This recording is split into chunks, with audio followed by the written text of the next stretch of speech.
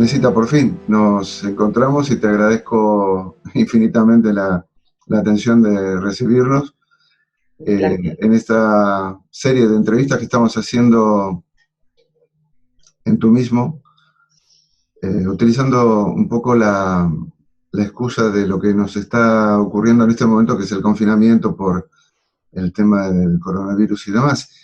Y me encuentro repasando las entrevistas que habíamos hecho en tiempos pasados, que tú estabas en un tema que encaja perfectamente con el momento. Primero te voy a presentar, te agradezco nuevamente que estés con nosotros. Necesita Arauz, doctora en neurociencias, especializada en gestión emocional y manejo de la ansiedad, ¿no? Máster en Life Coaching, Neuroscience and Emotional Psychoeducation por la Universidad de Florida, y naturópata titulada, coach deportiva, eres atleta fitness con varias medallas en tu haber y autora de Vivir sin ansiedad, fitness emocional y Escuela de Valientes. Y Ujú. justamente este último libro fue el que nos enlazó, nos conectó y tuvimos una hermosa entrevista. Necesita, primero, ¿por qué el título de ese último libro? Creo que es el último, no sé si has publicado otro más, sácame de la duda. Es el último. Estoy El escribiendo último. ahora mi próximo Ujú, libro, eh, ujú, Ámate, pero en principio ahora mismo es el último, sí. ujú.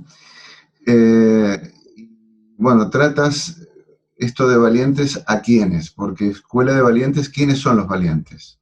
Bueno, la verdad es que el libro, el título del libro lo cambié como tres veces, ¿no? Porque al final es una extensión, una reedición mucho más elaborada y con muchísimo, pues después de muchos años de experiencia, pues trabajando con personas con este tipo de procesos, de vivir sin ansiedad, ¿no?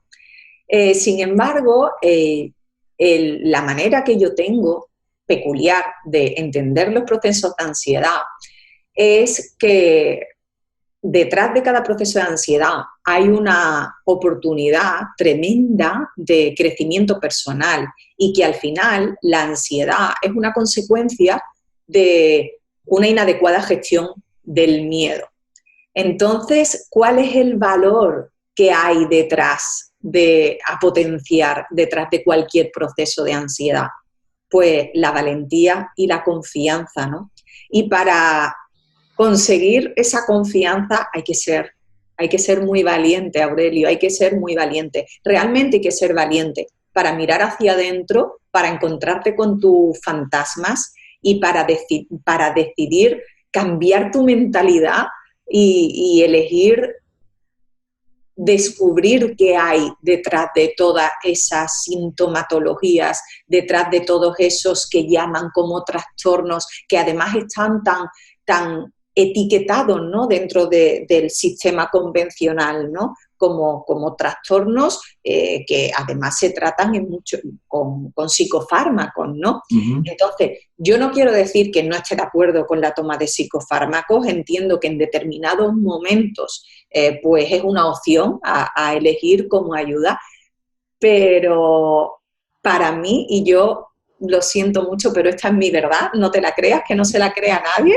Vamos por partes, porque te estás adelantando algunas preguntas Sí, que me embalo, tengo me embalo. preparadas para ti. Primero, hay algo en tu libro y en tus charlas, en tu trabajo de coach, que es interesante. Planteas que la ansiedad tiene, podríamos decir, dos caras. Es un problema, pero también es un don. Y hablas de los dones de la ansiedad. Y está clarísimo que no te crees en las etiquetas que se ponen cuando, por ejemplo, escuchamos la palabra ansiedad, ¿no? Nos vienen a la cabeza asociaciones donde todo es el disparador de otras consecuencias que van en una escala de menos a más. Entonces, explícame esto de por qué tú ves a la ansiedad como un don, más allá de que todos tenemos claro que sí, que es un problema. Bueno, para mí es un poco, al final es la dualidad de la vida, ¿no? O sea, Ujú, igual que detrás de la luz está la oscuridad, y necesitamos personas altas para descubrir que algunas somos bajitas, ¿no? Entonces, esto es como todo. Al final, yo descubrí que detrás de todo ese malestar que yo desarrollé, ¿no? que fue catalogado como una enfermedad, esto me dio la oportunidad de descubrir lo que había detrás de eso, de descubrir que había muchos dones que yo no comprendía y que yo no sabía gestionar. Yo pongo siempre el símil a un coche, ¿no? Hay personas, es como si existe un Ford Fiesta y existe un Ferrari. Entonces, no es igual conducir un Ford Fiesta que conducir un Ferrari. Y yo descubrí que mi mente era un Ferrari. Entonces, digo, es que hay muchísimas personas que andan por la vida frustradas y considerándose enfermas porque no se han dado cuenta que lo que tienen es un Ferrari. Evidentemente es más sencillo conducir un Ford Fiesta que un Ferrari, pero si tú te das cuenta de que lo que tienes es un Ferrari y aprendes a conducirte un Ferrari, amigo mío, tienes un Ferrari. Vamos a pedir el patrocinio de la empresa, ya te lo digo. Pero evidentemente tenemos un Ferrari. Estás hablando de tu caso personal. Brevemente, ¿qué te pasaba? ¿Cuándo empezó? Digamos, para tener el contexto, lo hablas desde la experiencia personal, no es que te lo han contado, no es una persona que viene desde un campo del conocimiento X y dice, bueno, me voy a poner a estudiar el tema de la ansiedad. ¿Qué pasó en tu vida?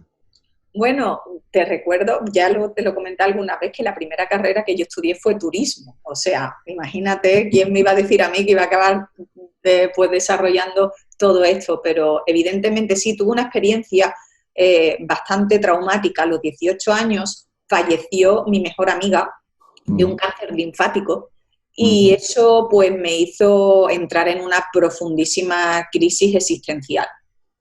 Imagino que no estaba en ese momento preparada para afrontar el tema de la muerte y eso pues me llevó en principio a empezar como una especie de cancerofobia, empecé a volverme hipocondríaca, empecé a plantearme muchas preguntas filosóficas acerca de la vida, acerca de la muerte.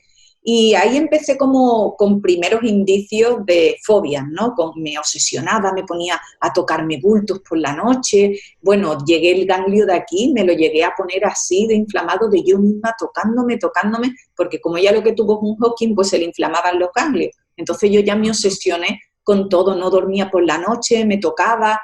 Y bueno, me fui, hice efecto péndulo y entonces me fui como de repente un brote en esta crisis trascendental, me fui como a un brote bueno, la vida está para disfrutarla total, si nos vamos a morir, y entonces pues elegí desde mi inconsciencia, desde mi capacidad y conciencia de ese momento, pues el mundo de la noche, el mundo de la fiesta, empecé a drogarme, empecé a vivir la vida pues desde ese lugar, ¿no? Y una noche en una discoteca, pues después de haber consumido drogas, pues tuve mi primera crisis de pánico. Entonces ahí fue terrible, o sea, yo creía de verdad que me moría y entonces yo ya empecé a pensar que lo que había pasado, lo que me estaba pasando y lo que me había pasado era consecuencia de esas sustancias que había tomado.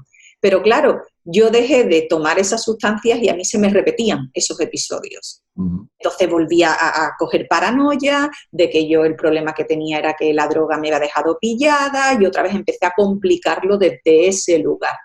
Entonces así fue como yo acabé desarrollando una agorafobia, ya el propio miedo estaba totalmente todo el tiempo autoobservándome, autoobservando el cuerpo, autoobservándome mis pensamientos, empecé a adelgazar muchísimo, empecé a somatizar a través de la piel con muchísima dermatitis. Fue una época de mi vida verdaderamente terrible, que me llevó pues a ir a lo que me ofrecían, ¿no? Al psicólogo, por supuesto, en principio al psicólogo, y el psicólogo en esa época, estamos hablando ya de hace pues casi 20 años, ¿no? Se dice pronto.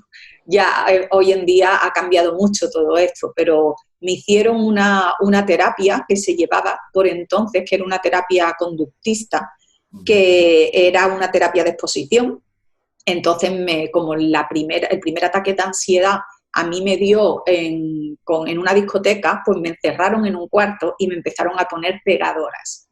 Eso me hizo entrar en un brote. Yo no sé qué fue eso, yo no lo sé, pero yo sé lo que es la locura, de verdad sé lo que es la locura dentro de mí. He conocido la locura y yo me pegaba chocazos contra la puerta, me autolesionaba, fue horrible y le cogí una tremenda manía a la psicología y a toda esa vertiente. Y bueno, y el resultado del diagnóstico fue que era algo crónico y que me derivaban al psiquiatra, ¿no? Y ahí pues empecé a tomar pues psicofármacos hasta que un día pues como, porque tuvo que ser así, pues en casa de mi madre, mi chico había salido, yo siempre necesitaba niñera porque claro, no sabía estar sola y vi un libro, ¿no? Que llevaba ahí toda la vida y de repente parecía que me llamaba. Y lo abrí y leí, Usted puede sanar su vida, ¿no? De Luis Hay. Abrí el libro y lo primero que leí así fue como todo lo que está en tus pensamientos y tus pensamientos, todo lo que te ocurre son tus pensamientos y tus pensamientos se pueden cambiar. Y ahí fue cuando empiezo a leer el libro y llego a una parte donde empiezo a asociar pues todo lo que son enfermedades físicas con la parte emocional. Y ahí fue cuando algo dentro de mí se despierta y empiezo ya a indagar en todo lo que es esta vertiente alternativa que me llevó a seguir aprendiendo, ilusionarme, apasionarme y hasta hoy, por supuesto, conseguí a través de todo ese trabajo personal, pues conseguir superarlo y luego pues poder ayudar a muchas personas a que aprendan de esto, ¿no? Tú dices que no hace falta tomar ninguna píldora. Es decir, ya entramos un poco en tu trabajo profesional. En todos los casos es así. Pregunto. No, yo tomé psicofármacos, yo tomé 4 meses de psicofármacos. A los 4 meses yo las pastillas cogí y las tiré. Las tiré. La psiquiatra me dijo, de hecho me prologó mi primer libro, Vivir sin ansiedad, la psiquiatra que me trataba, que no había visto un caso como el mío. Pero fue porque de verdad yo le di la vuelta a otro entendimiento. Mi mentalidad acerca de esto, yo entendí que la ansiedad no estaba siendo la causa, que estaba siendo la consecuencia. Entonces aprendí a aprender a través de ese malestar que yo misma me había creado, porque al final la sustancia química no fue solamente que fue el precursor, no tiene que haber una sustancia química para que se produzca este desequilibrio, es un activador, pero el activador ya estaba ahí, profundo, desde mucho antes, ¿no? Al final la vida te va poniendo situaciones para que aprendan, ¿no? ¿Qué es esto de la neuroplasticidad positiva, que es ya campo de la neurociencia aplicada, ¿no? En este método tuyo y que está en el contexto no solamente de un trabajo personal, porque el conocimiento ya es conocido, ya está muy extendido, pero repasemos esto de neuroplasticidad positiva, me encanta. Pues la neuroplasticidad es la capacidad que tienen las conexiones neuronales de modificarse. Nosotros cada vez que tenemos un pensamiento, se activa dentro de nuestro cerebro pues una conexión neuronal y de esa conexión neuronal se empiezan a liberar una serie de sustancias químicas que hacen que nos sintamos de una manera o de otra manera. ¿Qué es lo que pasa? Que si nosotros tenemos una determinada mentalidad acerca de una determinada situación, va a haber estímulos que van a activar pues dichas conexiones neuronales. Sin embargo, si tú cambias tu mentalidad, tú puedes crear neuroplasticidad positiva. ¿Qué significa? Que tú, a través de nuevos pensamientos, del trabajo psicoeducativo, de nuevos pensamientos, puedes conseguir modificar esa conexión neuronal que enlaza a ese estímulo. Es decir, que ya no es piensas una determinada cosa y eso te va a llevar a una respuesta emocional, pero que pensando esa determinada cosa, pues tú puedes cambiar toda esa respuesta emocional gracias a esta neuroplasticidad positiva, que es la capacidad que tienen estas conexiones neuronales de modificarse. Y además es por eso que aprendemos, no es esto lo podemos ver permanentemente. Tú te pones hoy a tocar la guitarra y el primer día tú empiezas a que dices, ¿esto qué es? No, tienes que pensarlo todo, tus dedos no están acostumbrados y sin embargo, a base de práctica, práctica, al final acabas automatizándolo porque no se ha generado, tú lo que ves es lo externo, pero realmente lo que se ha creado son conexiones neuronales dentro de tu cerebro que te llevan a que tú de una manera automatizada pues puedas conseguir hacer lo que antes era impensable, ¿no? Este es el principio un poco del trabajo que tú propones con tu método. Sí, yo trabajo en la neurociencia porque me especialicé, yo me apasioné, me hice una friki, de verdad, de la neurociencia. Luego, por supuesto, a lo largo de los años, toda la neurociencia se ha ido evolucionando mucho. Yo hice una formación extra en neurotecnología y bioinformación y entonces ya existen, pues a través de la tecnología, pues aparatos con ondas brainwaves que lo que te ayudan es a penetrar y por el nivel de frecuencia que emite nuestro cerebro con determinados pensamientos, a hacer que este trabajo psicoeducativo pues sea mucho más rápido de lo que yo descubrí aprendí, yo no descubrí nada, eso estaba ahí, aprendí hace ya 20 años, ¿no? Que el trabajo era pues como mucho más casero, digámoslo así. Bien, y ya que hablamos de tu método, ¿lo puedes describir primero presentándolo y describiéndolo en partes para que lo conozcamos un poco más en profundidad, por favor? Es que realmente ha cambiado mucho. Yo en el libro lo que sí que propongo sobre todo es una nueva manera de entendimiento, ¿no? Para mí la base fundamental de todo esto es darle un entendimiento completamente diferente a lo que te ocurre, porque solamente dándole ese entendimiento tú ya vas a elevar tu conciencia, tú vas a entender lo que te ocurre de una manera completamente diferente y como lo entiendes de otra manera diferente, consecuentemente tus pensamientos asociados y tus emociones asociadas a esa misma situación ya se modifica por completo. Y ya te digo que igual que al principio la metodología iba mucho más encaminada a un trabajo psicoeducativo, ahora está todo con audios y grabado con ondas brainwaves. Es tan sencillo como ponerte unos audios y escuchar una serie de mensajes que lo que te van a hacer es que todo el trabajo se haga prácticamente por ti. Esto es una maravilla, es alucinante, porque al final se trata de volver a educarte a ti misma en otro entendimiento. Y ya gracias a estas tecnologías que nos permiten escuchar esos mensajes con una serie de ondas que lo que te hacen es penetrarte directamente a nivel subconsciente, el trabajo es tan sencillo como escuchar unos audios y implicarte en escucharlos y escucharlos. Así de simple. Así de simple. Bueno, las cosas simples se entienden mejor y todo el mundo enterado.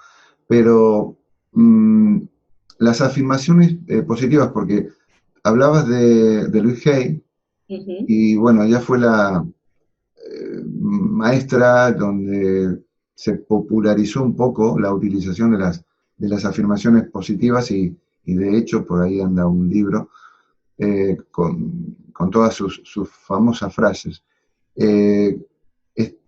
Justamente ese trabajo que tú estás explicando, que es tan sencillo y tan simple como escuchamos afirmaciones positivas.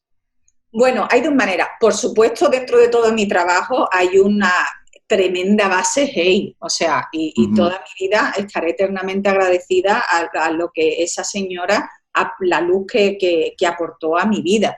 Entonces, evidente que hay un gran sello Hey dentro de mi metodología, por supuesto que sí. Lo único es, o sea, es que no, o sea, por una parte sí hay partes que son solamente más bien afirmaciones, lo que pasa es que no son las afirmaciones propiamente dichas como se explica, ¿no? Siempre de que es en primera persona, en tiempo presente. Es que va un poco más allá porque es como un diálogo que tú te haces a ti misma. Ujú. Es decir, lleva como un poco implícito también el trabajo pues, de más gestáltico, ¿no? De análisis transaccional, de tú con tu niña interna. Entonces, al final es como una especie... Yo al final lo que he hecho es mezclar cosas, yo no me he inventado nada. Quitando el proceso Inercer, que eso sí que fue de mi propia cosecha, el Ujú. resto, al final es la suma de aprendizajes que he ido teniendo, que he ido mezclándolos, haciendo un cóctel y de ahí. Entonces yo creé lo que se llama la autosugestión consciente positiva, que es una manera de autoeducarte a ti misma, hablándote a ti misma desde tu propia adulta a tu propia niña. A veces se hace a través del espejo, otras veces se hace simplemente escuchando esos audios, donde no solamente vas a trabajar las afirmaciones propiamente dichas, sino que está más en una especie de lo que se llama autosugestión conversacional, que es de conversación contigo misma. No sé si se entiende la diferencia. Tendríamos que verlo en acción, pero bueno, nos conformamos con la presentación.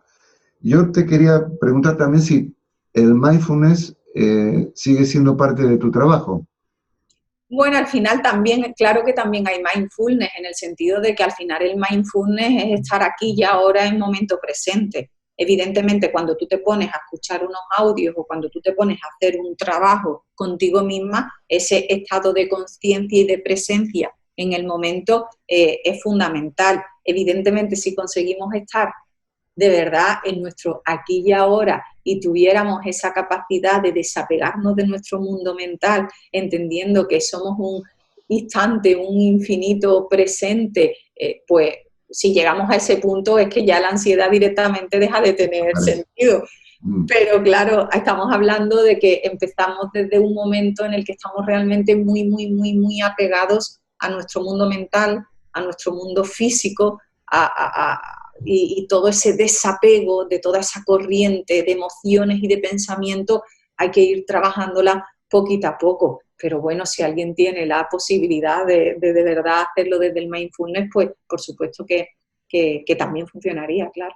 Estoy pensando, bueno, dos cosas. Por un lado, el confinamiento ha puesto a mucha gente en situación de límite, generando todas las escalas posibles eh, del comportamiento, ¿no? Y supongo que alguien de los que tú atiendes, tus clientes, te ha consultado, has tenido noticias de, bueno, esto no lo puedo llevar bien, eh, ¿qué puedo hacer? Esto por un lado, y especialmente eh, creo que no digo preocupación, pero sí algo que nos llama mucho la atención y nos vuelca hacia ellas, son las embarazadas que tienen un momento muy especial, la incertidumbre, donde el embarazo tiene todas sus ricas posibilidades de crear ilusión y también muchos miedos. Es un doble juego, ¿no? Y habitualmente, si la ansiedad es parte de este proceso de la mujer en esa situación tan especial, imagino en el contexto cómo lo estarán pasando. Eh, si nos enfocamos en estas últimas, ¿qué les puedes decir? ¿Qué le dirías a alguien a una mujer está en esa situación y quiere que le echen un cable, que le digan, ¿qué puedo hacer? Bueno, hombre, esta situación al final nos ha sacado a cada uno lo que nos tenía que sacar para seguir creciendo y seguir evolucionando. Uh -huh. Y para mí es una bonita oportunidad de darnos cuenta de una verdad, ¿no? Que al final la vida es incertidumbre, es que el concepto de seguridad realmente es una ilusión del ser humano, no existe la seguridad. Uh -huh. Entonces, al final, si a ti te ha cogido esta situación, pues embarazada y que ya de por sí es una situación que, como bien dice, te conecta con esa incertidumbre, porque además le ponemos pues, un infinito valor, ¿no? a la maternidad y, como hemos hablado antes, la dualidad de ese alto valor, pues te va a llevar a la vez a tener al otro lado, ¿no? a tener más miedos. Pues es una preciosa oportunidad para aprender a a soltar, a entender que o sea, a saber discernir entre ese círculo, ¿no? de lo que realmente sí depende de mí en esta situación, pues que sería pues cuidar mi embarazo, cuidarme la alimentación, cuidar lo que realmente está bajo mi control y luego pues poner en manos de la vida, de Dios, del universo, como quieras llamarlo, lo que no depende de ti. Y empezar a trabajar todas estas creencias asociadas a esta situación, ¿no? En el sentido de que hay a mí unas creencias que me encantan, que yo las adopté como mías y que yo me gusta compartir para quien la quiera, ¿no? Que es que dentro de mí tengo todas las capacidades para afrontar lo que la vida me vaya a poner en cada momento. Porque de verdad creo, y he elegido creer, que venimos aquí a crecer y a evolucionar, y que la vida solamente te va a poner esa capacidad para afrontar esa situación en el momento que te pone esa situación. Es decir, yo delego muchas cosas a la Nesita del futuro, porque confío en la capacidad y conciencia de la Nesita del futuro si es que algún día haga falta. Entonces, salir hasta estas embarazadas, le animo a que estén en su momento presente y a que todos esos pensamientos anticipatorios que le puedan ir viniendo a la cabeza acerca de la situación, del momento del parto, de contraer, pues que deleguen a esa embarazada del futuro y le diga, bueno, gracias por avisarme de que esto puede ocurrir, ¿no? Al final tu mente te ayuda y te quiere proteger. Pero aquí y ahora yo estoy como estoy ahora, ¿no? Hablando con Aurelio. Ya la Nesita o la yo del futuro se ocupará de esa situación cuando ocurre y si es que ocurre, porque confío que dentro de mí tengo las capacidades necesarias para afrontar lo que la vida me ponga. Porque si la vida me lo pone es porque lo necesito para mi evolución y mi aprendizaje.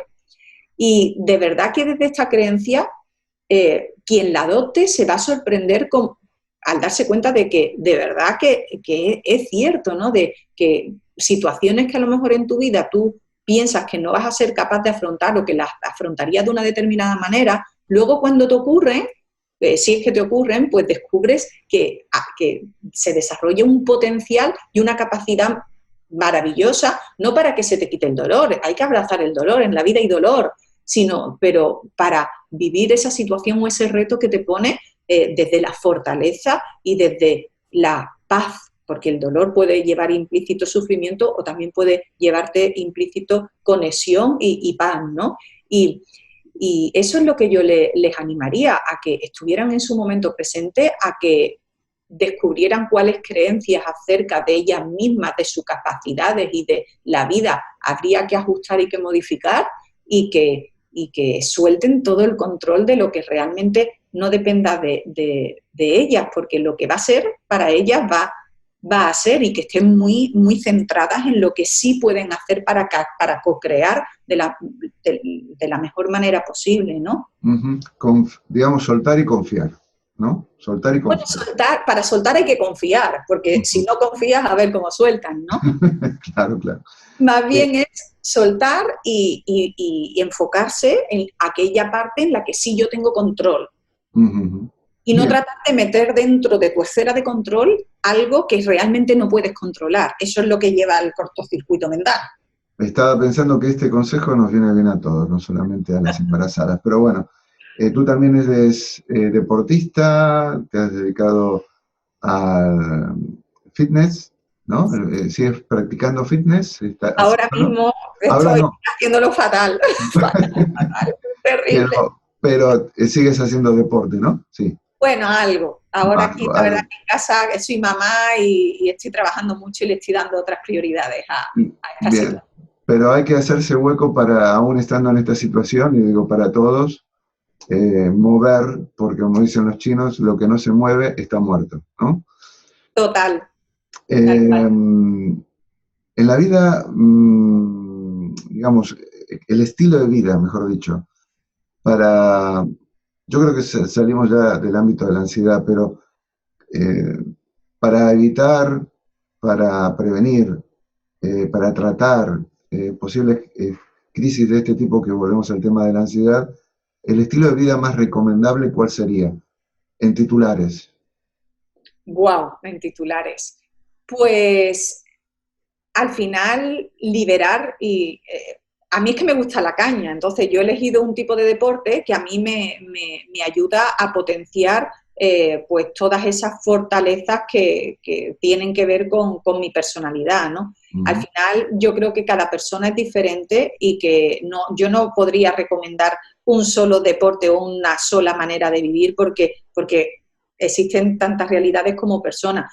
¿Que está claro que el cuerpo hay que moverlo? Por supuesto que sí, pero que cada persona ha de descubrir cuál es la manera que conecta mejor con ella para poder darle esa salida energética al cuerpo, pues también. A mí me encanta la fuerza porque, porque al final desarrollas tu fuerza. Cuando tú desarrollas tu fuerza en ese uno más, tú al final estás potenciando tu capacidad de esfuerzo también, que luego puedes extrapolar a otras parcelas de tu vida, ¿no? Entonces, hay personas que potencian más la resistencia a través, a lo mejor, de hacer carreras o de... Yo creo que el tema del deporte es algo como los perfumes. Es súper personal. Pero yo me refería al estilo de vida en general, no solamente al deporte, que el paquete, el packaging, más que packaging, el contenido de recomendaciones, no, acuérdate te recomiendo, te sugiero que hagas esto y esto y esto. Estilo de vida, más que deporte, que también. Vale, pues estilo de vida, pues el estilo de vida al final lo compone lo que tú vas, como lo que vas a alimentar, ¿no? De qué manera vas a nutrir tu cuerpo, de qué manera vas a ejercitar tu cuerpo y luego los pensamientos que vas metiendo en tu cabeza. Para mí eso sería el package, como dices, completo, ¿no? Al final es cómo te nutres, ¿no? Es lo que entra dentro de ti y lo que sale de ti. Entonces, para mí, yo recomendaría que más en estos tiempos de confinamiento, que de verdad elijamos bien de qué nutrimos nuestro cuerpo, ¿no? Que es verdad que sigamos bebiendo muchísima agua, que sigamos evitando el azúcar, porque el azúcar es realmente verdaderamente tóxica. Vivimos intoxicados de azúcar, hasta en la pechuga de pavo que te compras en cualquier supermercado, míralo, tiene azúcar, es tremendo. Entonces yo lo que animaría a las personas a que aprovecharan esta situación también para que cuando vayan al supermercado aprendan un poquito de lo que están metiéndose dentro del cuerpo y que traten de eliminar todos esos alimentos que están contaminados por azúcar, que haya una alimentación rica en proteínas, en carbohidratos y en grasas saludables, que hay que comer de todo, que esto de cuidarse no pasa por pasar hambre, que estamos sobrealimentados, que el ser humano no necesita comer tanto ni tan de todo, o sea, sí de todo, perdón, pero no tanto, y que tengamos un buen cómputo de proteínas, de carbohidratos y de grasas saludables, porque es lo que nuestro cuerpo necesita para funcionar, es la gasolina que le tenemos que meter a nuestro cuerpo. Y que bebamos muchísima agua, el agua es súper importante. Vamos a cerrar el círculo y tal vez podría haber sido la primera pregunta y te la dejo como final. ¿Qué aprendiste de la ansiedad? Pues aprendí a que detrás de cada crisis personal hay una preciosa oportunidad de superación personal y aprendizaje positivo. Aprendí que la vida es un regalo y es un instante y que esto se acaba y que tenemos el poder y la capacidad de elegir cómo podemos vivir nuestra vida. Y también aprendí a elevar mi conciencia y a tener y a rendirme ante el proceso de la vida misma, aceptando que no iba a comprender en mi vida todo, pero entregándome y rindiéndome a ese no entendimiento me llevó a obtener un sentimiento de paz que 20 años después pues me acompaña incluso en los momentos de dificultad. Muchísimas gracias, Nesita Arauz. Nos acompañó hoy hablando de la ansiedad y muchas cosas más. La verdad que estos encuentros son un regalo, los podemos compartir, como siempre digo, escuchamos, algunas cosas podemos estar de acuerdo, en otras no, pero esta es la vida misma. Creo que ha sido una fantástica reunión y te agradezco nuevamente el hecho que nos hayas recibido y seguimos en contacto. La vida misma nos cruzará los caminos. Muchas gracias. Gracias a ti, muchas Bien. gracias. Y a todos vosotros que estáis viendo, bueno, nos vemos en la próxima entrevista de Tú mismo. Hasta entonces. Chao.